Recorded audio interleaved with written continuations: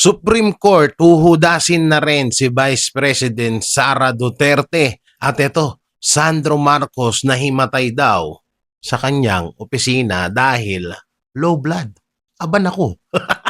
So yung mga brateros, mga kabiyaya, isang mabiyayang araw po sa ating lahat at welcome back to my YouTube channel, J. Guevara TV nga po pala, isa sa mga banateros brothers. At eto nga, pag-uusapan natin tong mga napag-uusapan or mga viral issue, mga trending issue, politics issue na patuloy pa rin pinagdedebatihan ng dalawang mundo, ng DDS at ng mga loyalistang tanga. So syempre nandiyan na yung impeachment at iba pa. Marami tayong mga pag-uusapan ngayon na talagang sobrang magugustuhan nyo. Kaya i-share nyo itong video na to. At yung mapatungkol kay Sandro Marcos na di umano ay nahimatay to dahil naglo-low blood. Aba, totoo ba to? At eto, ang pinakamatindi, yung Supreme Court ay kakampi pa ba natin? So syempre mga banateros, mga kabiyaya, don't forget to like, share, comment, and subscribe sa ating YouTube channel. Paipindot na lang din po yung bell button para lagi kayong updated sa ating mga video araw-araw. So yan mga banateros, alam nyo yung pag-like, pag-share, pag-comment nyo sa mga opinion nyo, open naman po yan, wala pong bayad po yan. Hindi po yan wala pong bayad yan ha. Libre po ang pag-like, libre din ng pag-subscribe, pati yung pag-comment ng mga opinion nyo. Libre lang po yan. Huwag nyo nang pagdamutan ha. Yan na nga lang yung yan na nga lang yung maitutulong nyo sa mga channel namin. Pinanggihan na nga namin yung mga offer ni kasi mas gusto namin na talagang pinaghihirapan namin yung aming kinikita kaysa kumita ka na galing sa pera ng taong bayan. Kaya naman, baka pwede naman na pa-like naman dyan, pa-share na rin ng video na to kung hindi naman masyadong nakakaabala sa'yo. Baka naman. Hindi kasi mga banateros, kaya ako naman din nasabi at nangihingi ako ng tulong sa inyo kasi nga, yung mga basher natin ay patuloy pong nare-report yung mga video, mga content natin at hindi lang sa akin kundi sa lahat ng banateros brothers. Kaya ang tanging solusyon po dyan ay yung pag-share, pag-like nyo at pag-comment ng mga opinion nyo mapatungkol sa mga napag-uusapan natin. Kasi nga po alam nyo naman, kapag hindi kaya ng mga kalaban yung mga content na na inilalahad natin dito sa mga channel natin, mga channel namin, ay kaagad pong nare-report dahil wala hindi nila kaya, hindi nila gusto, sinasampal sila ng katotohanan sa mga binablog natin. Kaya baka pwede naman makisuyo na i-share ang aming mga video ng Banateros Brothers at syempre yung sa SMNA na rin para mapanood pa po ng iba pa nating mga kababayan, especially itong mga OFW hero abroad na dapat ngang malaman at talagang alam naman na namin na yung ibang mga abroad, yung mga ibang OFW dyan ay ginagawa minsan radyo itong mga bunganga namin. Ginagawang radyo itong mga content namin, mga video namin para pangpalipas oras din at malaman din nila ang tunay na mga nangyayari sa bansang Pilipinas. Nabubulol talaga ako. Hindi ko rin alam kung bakit ang bilis ko magsalita tapos hihingalin ako tapos mabubulol ako. No? Kaya pasensya na ho kayo kung paminsan-minsan at minsan sa totoosin lang, hindi nga minsan kundi madalas na nabubulol ako. Hindi, real talk, bulol po talaga ako. Bulol ako sa R, bulol ako sa L. Basta marami akong kabululan ewan ko rin. Pero kahit pa paano, cute naman, di ba?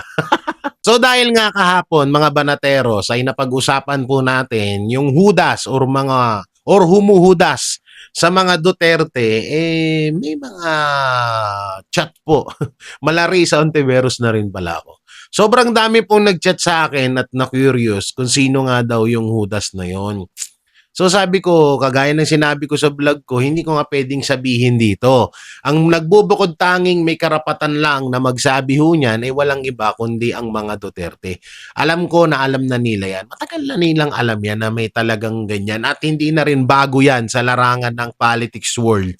Dito sa Pilipinas, ay meron talagang mga hudas. Kaya kung ako sa inyo, antayin nyo na lang na i-reveal ng mga Duterte yan. Darating at darating sa panahon na mapupunta tayo at makikilala natin yung hudas na yan. Kami, kilala namin. Kilala namin yan. Magbibigay ba ako ng clue? O share niyo muna 'tong video, 'di ba? Share niyo muna 'to, magbigay ako ng clue sa mga ano, sa mga susunod na mga kabanata. Oo, wala hindi niyo naman kasi shini-share yung mga video namin, puro lang kayo tsismis dito, eh. 'Di, joke lang mga banateros 'no. So yun, mga banateros, ang dami ngang nagcha-chat sa'kin na kesyo sino nga daw yun, masyado daw silang napapaisip at na medyo may napapansin din daw kasi sila sa ibang mga kaalyado, mga kakampi ng mga Duterte na iba na yung kinikilos. So sabi ko, bahala na muna kayo. Ako talaga, never ko talagang babanggitin yan dito sa vlog na to. Depende na lang kapag binanggit na ng mga Duterte kung sino yung Judas na yan. Pero alam na nila matagal na. At hindi na lang namin masyadong inaano or hindi na namin masyadong pinapansin kasi nga hindi pa sa ika nga sa Aldab hindi pa ang tamang panahon. But may darating yung tamang panahon diyan. Wait lang kayo, ha? Chill, drinks, and relax. English yun, ha? Chill lang. Oo. Darating kayo sa punto na yan. Malalaman nyo itong mga marites na to, masyado kayong atat. Ha, masyado kayong atat. Easy lang. Malalaman at malalaman nyo rin yan. Dito muna tayo sa usaping mapatungkol sa Supreme Court na uhudasin na ba or magtatraidor na ba sa sambayan ng Pilipino o dito sa mga Duterte. At itong pagkahimatay ni Sandro Marcos daw, di umano ha, allegedly. Di umano ay nahimatay si Sandro Marcos at dahil nga daw sa pagiging low blood.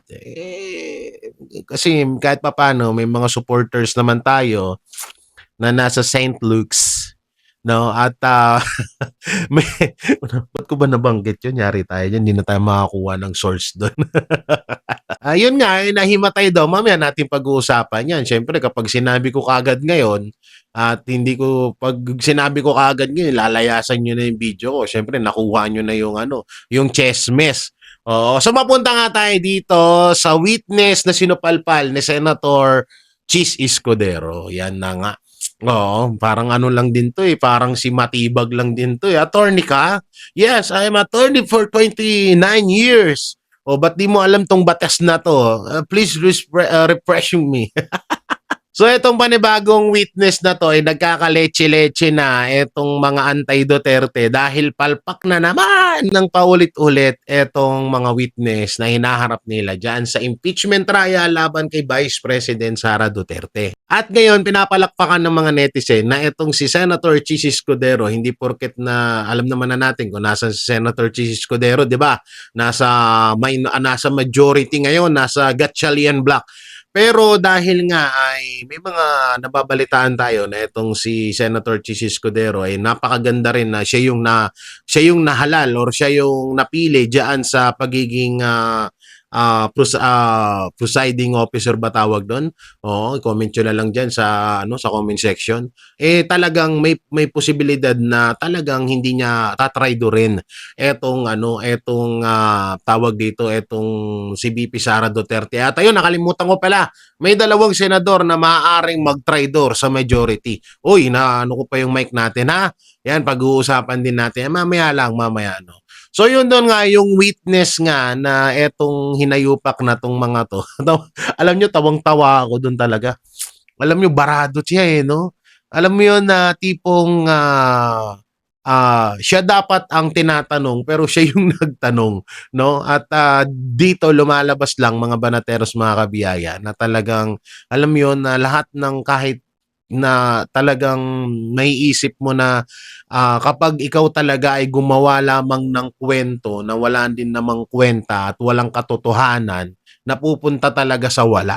No, ang galing lang talaga ng itaas dahil etong mga nakukuhang mga witness ay nagkakaleche-leche kapag humaharap na sa impeachment trial. At buti na lang talaga, napakagagaling ng mga defense team ni Vice President Sara Duterte na hindi talaga din kayang tibagin ng kung sino-sinong mga state witness na mga or mga witness na mga hinaharap nila dyan sa impeachment at nagmumukha na lang silang katawa-tawa. At dahil nga dyan, eto nga, mapag-usapan din natin yung Tulfo versus Escudero, ay eto nga si Senator Rapi Tulfo ay napahiya or pinahiya ni Senator Chis Escudero. May isa kasing katanungan may isa kasing katanungan si Senator Rapi Tulfo na hindi ko na lang din masyado nang ikukwento sa inyo, siguro napanood nyo na rin naman. Doon nga tinatanong niya about to dito kay Attorney Poa. So ngayon, binara siya ni Senator Chis Escudero na hindi conflict yon. Hindi walang kaso doon sa nangyaring yon. Ewan ko, sobrang nakakatanga, no? Hindi ko maano sa isip ko na bago nila, alam nyo, mga senador ni BBM, hindi kayo senador ng bayan, senador kayo ni BBM eh. Alam nyo, mga senator ni BBM, bago sana kayo magtanong para hindi kayo mapahiya, mag-research naman kayo. Aba, pati ba naman yung excuse me, pati ba naman yung pagre-research kinakatamaran nyo na? Porket ba paldo-paldo kayo ngayon? 'Di ba? So, mag-research kayo bago nyo itanong. Anak ng teteng, may ChatGPT naman, heramin nyo kay Risa. Oo nga, hiramin nyo kay Risa Ontiveros yung ChatGPT kahit papano makakakuha kayo ng idea doon. Anak ng timang naman. Anak ng teteng naman yan, no? Ayun, tuloy napapahiya kayo. Tapos kayo, kapag pinagtawanan namin kayo, kapag kung ano-ano yung sasabihin namin sa inyo, sasabihin nyo, naninira mga DDS, mga Duterte supporters, naninira ng sinisiraan lang ang mga Duterte. Paano sinisiraan? Kayo mismo ang gumagawa ng libingan nyo. Kayo mismo gumagawa ng hukay nyo para kaayawan kayo ng taong bayan. Kaya nga binansagan kayong BBM senators kasi nga nakadepende lang kayo kay Bongbong Marcos Jr. Yun ang totoo. O hindi threat yung sinasabi kong libingan. Ang ibig ko sabihin, kayo yung gumagawa ng paraan or dahilan para kainisan kayo ng taong bayan at kayo mismo ang sumusupalpal sa sarili nyo. Nilinaw ko lang kasi baka mamaya sasabihin na naman, J. Guevara nagtitreat. Uso pa naman yan ngayon. Diba? Konting kibot lang, tinitreat na sila. Anak ng teteng, ang dami yung threat. Simulat sa pool, may mga threat na kayo. Si Bongbong Marcos, may threat na din na naman. Ba't mga buhay pa kayo? Ba't mga buhay pa kayo hanggang ngayon? May mga threat kayo, di ba? At mapunta naman tayo dito kay Doris Bigornias. Ay, hindi pala si Doris. Pero kasi, medyo kahawig eh. Magkahawig talaga sila eh. Mapamuka, medyo lang siya, medyo napasma lang siya ng konti. Hindi, ito nga po, mga barateros, itong si Attorney, Kapunan. Oo, yan, si Attorney Kapunan ay may mensahe kay BP Sara Duterte na manghingi daw muna ng tawad itong si BP Sara Duterte bago daw tumakbo. Anong hihingi ng tawad sa amin ni BP Sara Duterte? Saan ba yung pagsama niya kay Bongbong Marcos sa nung unit team? Ay ilang beses nang ginawa ni VP Sara Duterte yon at intindi na namin siya doon. Patawad na namin siya doon. Ngayon, kung ang pinupunto mo ay may ginawang katarantaduhan si VP Sara sa taong bayan, isang malaking tanga, isang malaking kagaguhan yun. Walang ganon. Minsan walang ginawang ganyan ang mga Duterte. No, kaya nga nila sinusugal yung buhay nila. Dito sa totoo lang, real talk mahirap ang kondisyon ng mga Duterte. Mahirap talaga. Sobrang critical ng kondisyon ng buhay nila, sobrang critical ng kalagayan nila ngayon dahil sa tutusin lang pwede na silang si BP Sara, ang kagustuhan lang naman ng mga anti-Duterte 'di ba? Mag-resign siya. So gusto lang naman ng mga anti-Duterte ay mag-resign siya. Napakadali nun. So kung talagang walang pakialam si BP Sara Duterte sa ating lahat at hahayaan niya na lang tong pagiging demonyo ni Marcos Jr., pagiging kawatan ng mga congressman yan at ilang mga senador at ibang mga sangay ng gobyerno, nag-resign na siya. 'Di ba? kung wala talaga silang pakialam sa bayan, grabe ginagawa sa kanila ngayon, no? Pwede pa nga siyang ipatumba ni Marcos Jr. eh. Pero hindi niya ginagawa yon, mga banateros, mga kabiyaya, kasi nga mahal ng mga Duterte ang Pilipinas at ang taong bayan. Sa mga nararanasan nating gutom at hirap ngayon dito sa bansa natin, kaya yan ang nagpapalakas ng loob at nagpapatibay ng loob, nagpapatibay ng samahan ng mga Duterte para mailikas, mailigtas tayo sa kapahamakan na unti-unti na nating nararanasan ngayon, mga banateros. So ano, pag di nyo pa naintindihan yan, mala FPJ yung bitawang ko dyan, ha? Wala Lito Lapid dyan. Uy, kamusta na pala si Lito Lapid? Speaking of Lito Lapid, senador pa ba siya? Senador pa ba si Lito Lapid? Kasi walang paramdam eh. Buti pa yung multo dito sa bahay, medyo nagpaparamdam ng konti. Pero si Lito Lapid, walang paramdam. Mas tahimik pa siya kay Mark.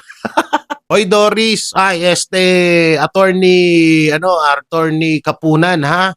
Oo, ayos-ayusin mo naman yung sinasabi mo. Masyado mo naman pinapahalata sa amin na masyado mo naman pinapahalata sa amin na anti-Duterte ka, ha? Wag ganun.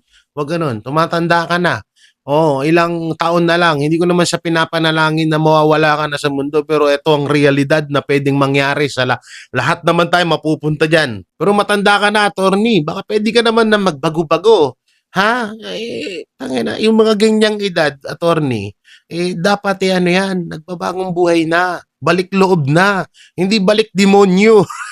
Talagang si VP Sara pa yung sinabihan niya manghingi ng tawad sa mga Pilipino. Grabe talaga. Bulag na bulag or nagbubulag-bulagan lang kayo dahil sa kwarta. Hindi kaya ganon? At ito pa isang malupit na balita. Oo, si Ace Barber. Aba, oo, ano tong sinabi ni Ace Barbers? Sabi niya, si VP Sara Duterte daw ay nakakasira sa imahe ng bansang Pilipinas. Wow. Wow. Wow! Ang galing mo, ha? Si VP Sara Duterte pa talaga ang nakakasira sa imahe ng bansang Pilipinas. Ang galing mo. Sabog ka ba? Ito, lalilipasan na ata ng gutom. Dami-dami yung pera, yun yung magkakain. Paano nakakasira ng imahe ng bansang Pilipinas si VP Sara? Saan ang ano mo dyan? Saan ang ebidensya mo? Paano mo mapapatunayan sa amin? So, ibig sabihin yung nangyayaring korupsyon ngayon, okay lang. Nakaka-proud sa pagiging Pilipino yon, ganon? Ano ba yung pinaglalaban ni VP Sara? 'Di ba? 'Di ba? Para kalabanin ng korupsyon. Alam namin at di umano ay isa ka doon.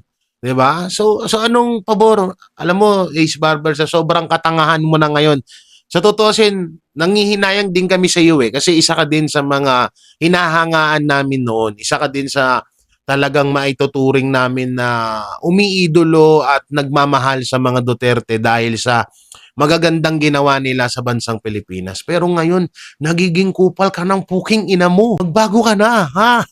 Ang kapal din ng mukha nito ni Ace Barbers, no?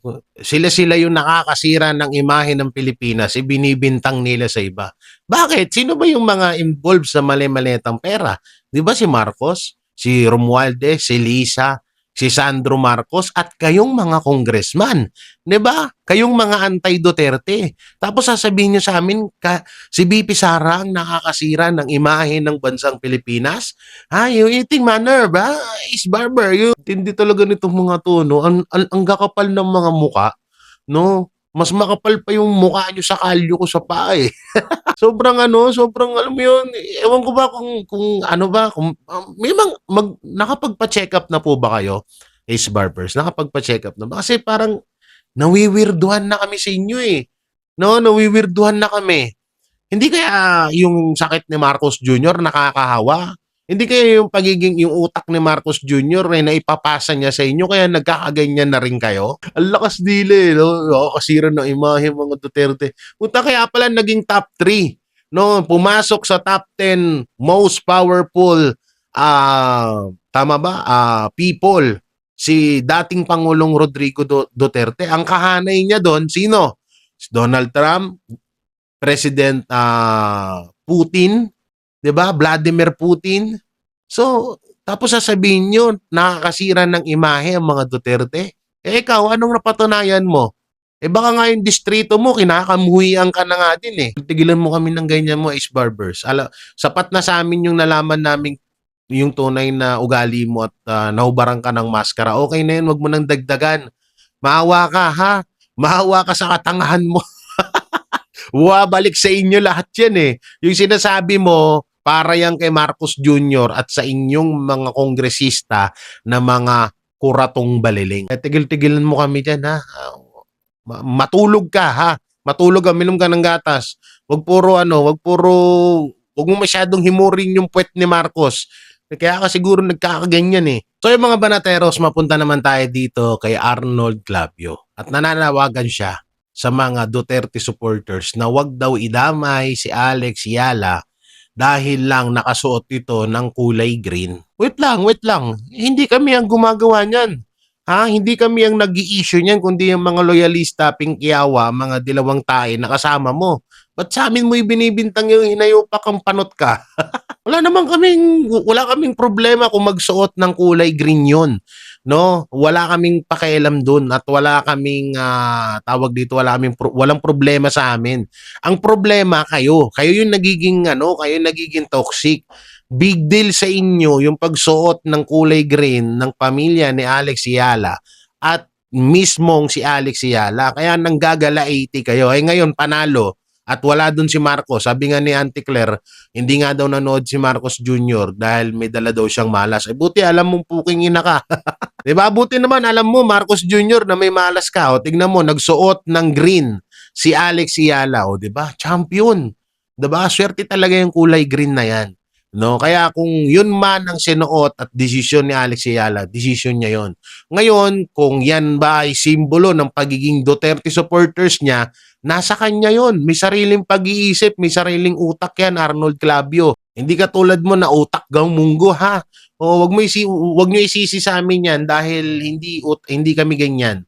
Kung ano man yung suotin ng isang tao, di namin pinapakailaman. No, basta ang importante sa amin, wag niyong banatan ng mga Duterte, wag niyong bastusin ng mga Duterte dahil wala silang ginawang mali dito sa bansang Pilipinas. Hindi tayo magkakalakalaban kapag naging ganyan kayo. Eh kaya lang naman din kami bumabanat sa ibang mga artista at sa ibang mga kilalang personalidad na kagaya mo dahil yung mga banat nyo sa mga Duterte. O tignan nyo, si Raisa, si Joshua Garcia, di ba, binabash nyo kasi Duterte supporter. So, dapat hindi gano'n, hayaan nyo sila. May sariling mga pag-iisip yung mga yan. Bakit sobrang affected kayo? Akala ko ba ang dami nyo mga hayop kayo? Bakit takot na takot kayo pag may sumusuporta sa mga Duterte? At eto pang isang malupit. Erwin Tulfo ayaw na daw sa flood control or flood control topic at si Ombudsman Boying Remulla na daw ang bahala rito. Palakpakan. Ang galing mo talaga, Senator Erich Silvers 1. Erich Silvers 1 Tulfo, ang galing mo talaga. Promise, alam mo, iyan na ata ang pinakamagandang ginawa mo sa kasaysayan ng buhay mo na ibigay mo sa ombudsman ang flood control scam na yan at wag nyo nang pag-usapan. Ang galing mo. Wala talagang kwenta to. Wala talaga. Basura talaga, no? Ikaw yung chairman ng Blue Ribbon Committee. Nung na kay Marcoleta yan at pinag-uusapan niya yung flood control, todo harang kayo. Tapos ngayon na pinapanawagan ng taong bayan na pag-usapan niyo yung flood control scam, sasabihin mo, ombudsman na ang bahala. So ibig sabihin, sinasabi mo sa amin, Erwin Tulfo, na kakampi nyo ang ombudsman. Eh paano kung halimbawa na ang ombudsman, halimbawa lamang to paano kung ang ombudsman ay nababayaran? Tapos pagkakatiwalaan mo agad. Kasi ang pagkakaalam ko, ang ombudsman is neutral yan. Eh what if na maging one-sided ang ombudsman? So doon mo pa rin ipagkakatiwala yan. What if yung mga politikong nakatanggap ng mali-malitang pera ay bibigyan ng ombudsman para hindi na sila makasuhan at hindi sila punteriyahin ng ombudsman? So paano yun? mapagkakatiwalaan, pagkakatiwalaan mo agad. So, pangit naman nun. So, parang pinapalabas lang dito ni Senator Erwin Tulfo na talagang pinagkakatiwalaan nila si Ombudsman kasi nga kakampi nila. Yun naman na talaga, ano pa ba iisipin nating iba, di ba? So, ang galing mo talaga, Senator Erwin Tulfo, mabuhay ka na. Last mo na yan. At eto, mga banateros, muling pumaldo si Pangulong Bongbong Marcos. May panibago na namang kakapalduhan ng mga kawatan sa gobyerno dahil may 11.54 billion 54 billion na na universal healthcare PH according to DFA. Paldo na naman sila. Paldo na naman ang mga walang ya. Sarap na naman ng buhay nila. Tapos tayo, ayun, yung bahay natin, inaanod na ng baha. Yung mga kababayan natin na nagpapa-hospital ngayon, walang pambayad sa hospital, kadalasan yung mga mahal nila sa buhay, namamatay na lang kasi nga, sabi ng doktor, mahirap naman yan, walang pambayad yan sa hospital, hayaan na lang natin yan. Tapos may ganito, 11.54 billion na universal healthcare. Ayan, healthcare tuloy, healthcare. Healthcare. Ayan na, hindi na, napupulol lang ako, sorry na. Universal healthcare. Healthcare talaga eh. Healthcare. Yan na, okay na ha. Wala na reklamo ha. According po yan sa DFA. So, 11.54 billion. Ang tanong, mapupunta kaya yan sa taong bayan? O baka naman mapupunta lang sa bulsa ni Lisa Marcos, Sandro Marcos, at syempre ng kanilang Panginoon na si Bongbong Marcos. Yan ang aabangan natin dyan, ha? Kasi, no? Oo, kasi alam nyo, natatandaan nyo yung SONA at yung about nga dun sa dagdag pasahod. According sa kanila, at sa iba pang nababalitaan natin, nababasa natin to social media, pagkatapos nung SONA, sinuspindi na agad yung dagdag sahod para sa mga empleyado dito sa Pilipinas. Tapos kung iisipin nyo pa ng paulit-ulit, mga banateros, mga kabiyaya, biruin nyo, kung sandamakmak ang nangyayaring kawatan ngayon, pag nanakaw sa trilyon-trilyon, bilyon-bilyong pera, what if pa tong 11.54 billion na to? Kung yung sa health, sa PhilHealth nga, pahirapan pang maibalik yan pa kaya. So hinihiling ko pa rin kahit papano, hinihiling ko pa rin na mapunta talaga yan sa kamay ng publiko, sa kamay ng mga Pilipino at makatulong sa kanila yan. Sana nga, pero sa panahon ngayon na grabe yung korupsyon, hindi na ako naniniwala. Hindi na ako naniniwala. Tingnan nyo ngayon, 'di ba? Sabi sa SONA ni Marcos Jr., ibaba ang singil ng Meralco. Pagkatapos ng SONA, putay na, naningil ang Meralco. Biruin nyo yun ha, biruin nyo yung katarantaduhan yun. 'Di ba? Sabi ni Marcos Jr. sa SONA niya, ibaba ang singil ng Meralco. Alak ng teteng, kinabukasan may post ang Meralco at si Manny B. Pangilinan na maniningil sila ng 8.5 billion pesos sa mga user tuloy, sa mga Pilipino na gumagamit or patuloy. Halos lahat naman nata ngayon gumagamit na ng kuryente, di ba? So, sisingilin tayo. So, tignan yung grabing kano yan, grabing ka budol talaga. Grabing kababuyan niyang ginagawa nila. Dagdag sahod. Sa SONA, sinabi. Kinabukasan, tinanggal. Sinabi sa SONA, bababaan ng singil ng Meralco. Kinabukasan, naningil lang Meralco. Tingnan yung katarantaduhan yan. Tapos ngayon, maniniwala tayo na 11.54 billion mapupunta sa atin yan.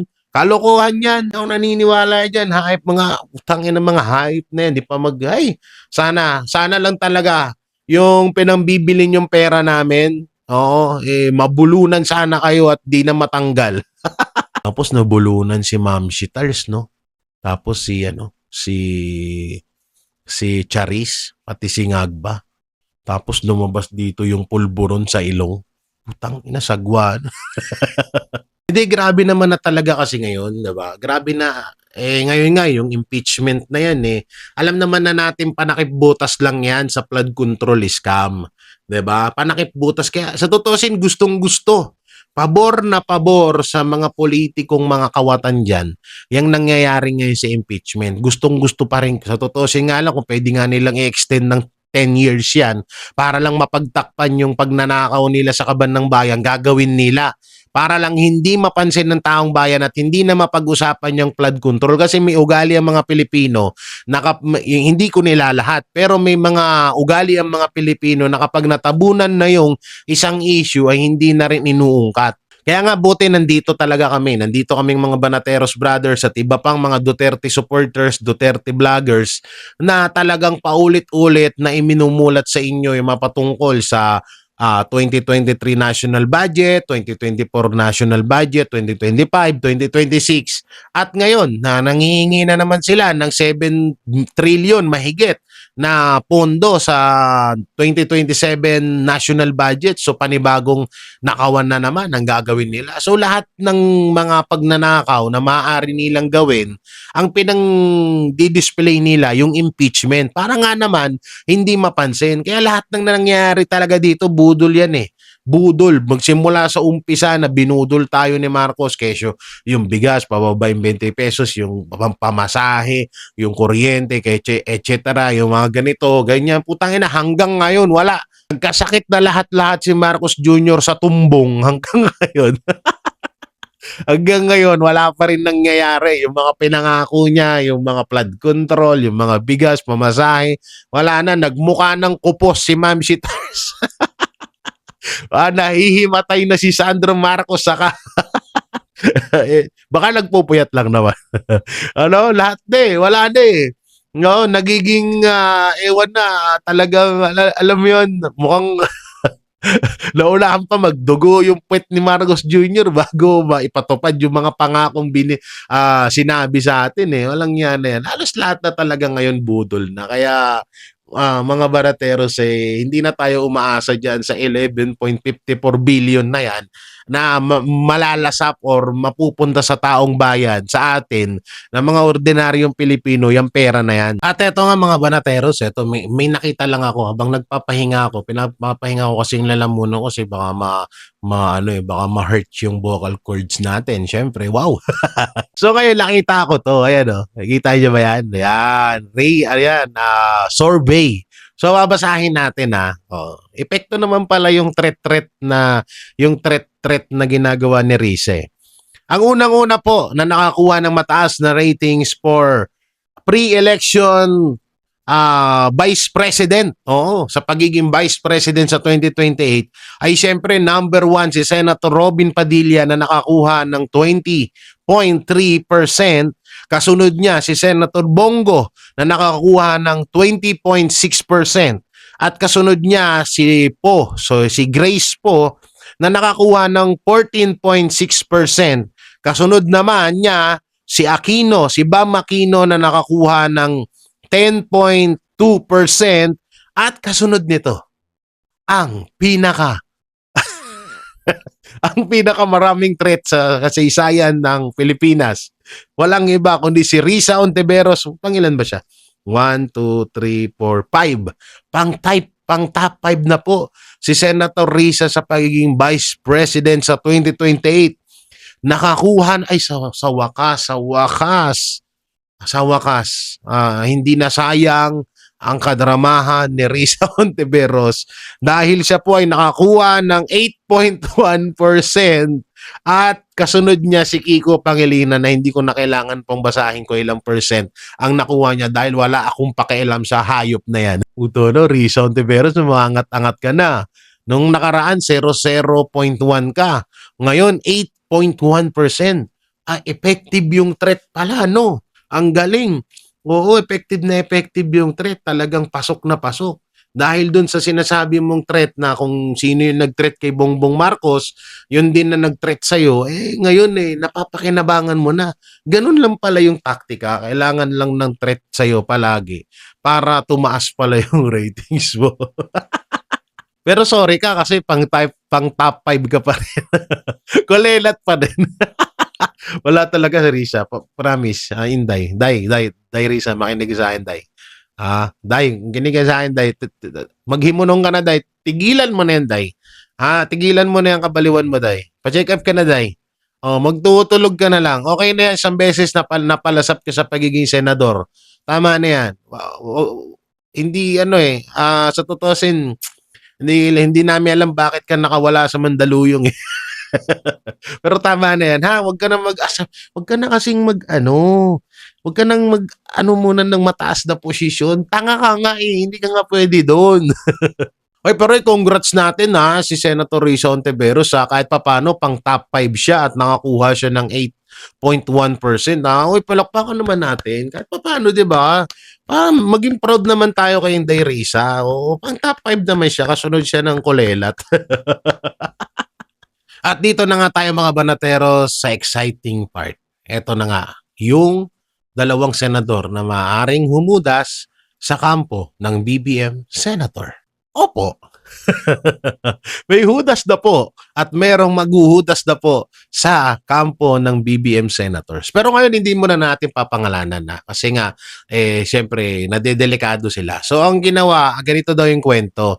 Sinasangayunan daw nila ngayon ang kagustuhan ni President Bongbong Marcos aka Bangag dahil syempre para hindi sila pag-initan at para kahit papano magawa pa rin nila yung part nila para sa bayan.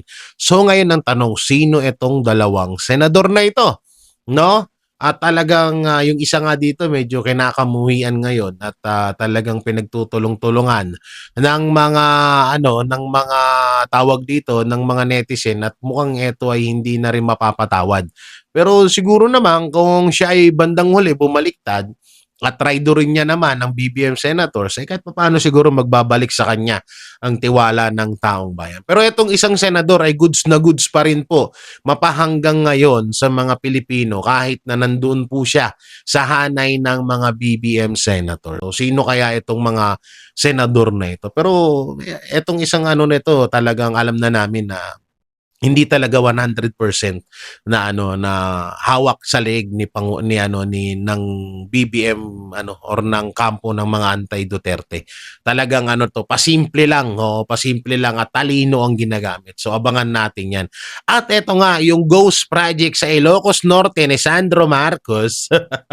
Oo, anak ng teteng hindi daw pinupuntahan. Nagrereklamo na po ang mga taga Ilocos Norte na bakit daw nilalagpas-lagpasan lang ni Secretary DPWH Vince Dizon etong mga ghost project sa Ilocos Norte hanggang ngayon daw nakatiwangwang. Gumastos kung hindi ako nagkakamali nasa 20 plus million ang pondo sa tulay pero poste lamang ang naitayo. Intindi, no? Grabe. Puta na, hindi pa ba kayo nananawa sa pera nyo? 'Di ba? Napanood natin 'yan kay Madarahog, 'di ba? Napanood natin 'yan kay Madarahog, kay Jesus na tawag dito yung mga ghost project sa Ilocos Norte.